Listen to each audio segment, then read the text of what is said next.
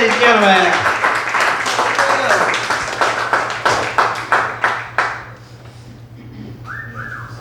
Thank you.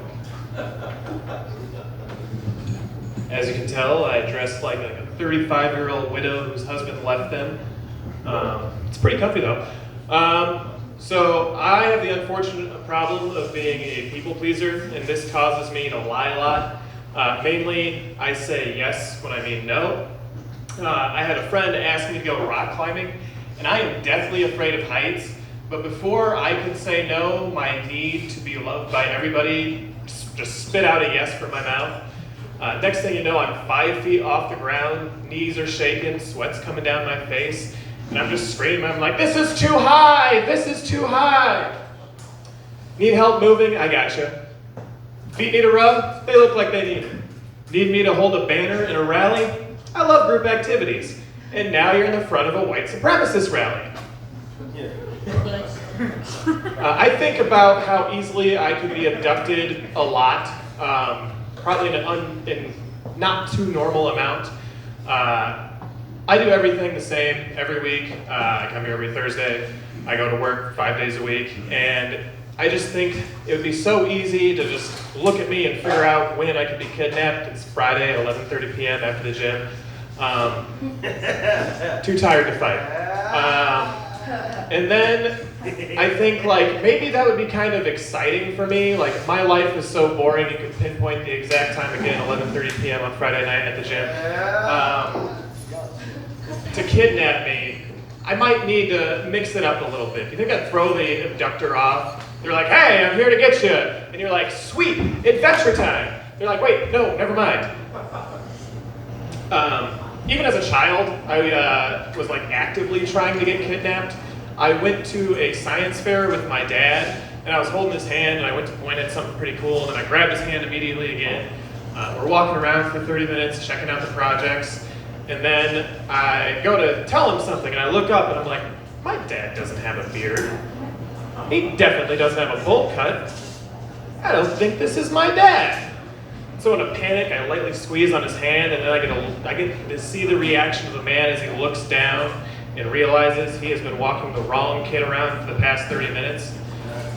We ended up getting everything all squared away, but I'd like to believe my dad was somewhere looking at a project that was like, average time when a kid goes missing in suburban America.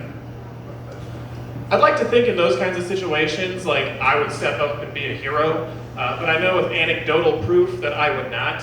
I was driving down to Tennessee, and I got an alert on my phone that was like, oh, bright pink Dodge Challenger with white rims is in a possible, like a suspected kidnapping.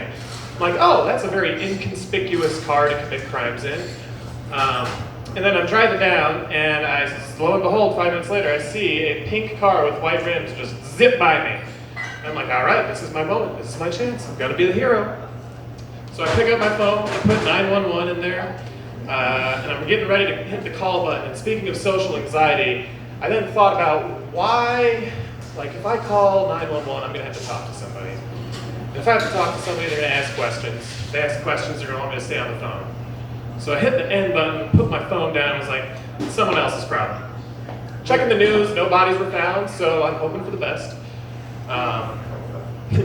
Growing up, I was like a furry executioner in my household. That sounds weird, but I'll explain.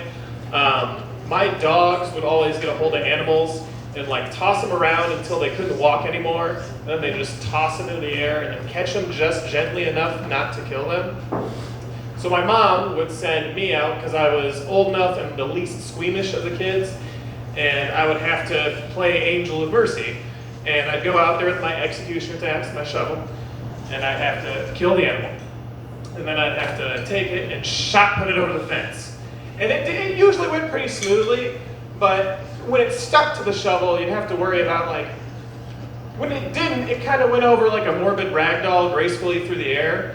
But when it stuck to the shovel and you went forward, it kind of just torpedoed straight into the ground in a bloody mess.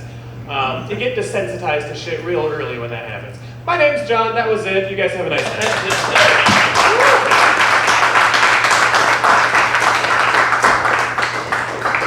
Give it over, John. So it's really funny. We're going